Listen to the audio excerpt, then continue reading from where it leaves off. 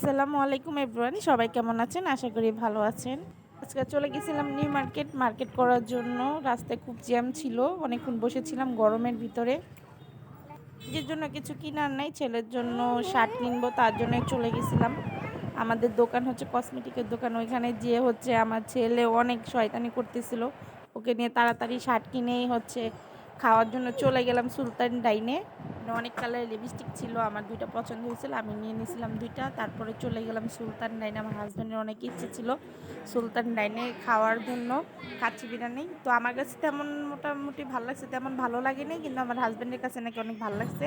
পরে খাওয়া দাওয়ার পরে নিচে নেমে এসে আমার হাজব্যান্ড আমাকে গাড়িতে উঠিয়ে দিল, আমরা চলে আসলাম। আমরা কিন্তু মার্কেটিং নিউ মার্কেট থেকে করি। আর যার আমার ভিডিওটা ভালো লাগবে অবশ্যই সাবস্ক্রাইব করবেন, আমার চ্যানেলটাকে লাইক দিবেন। Thank you.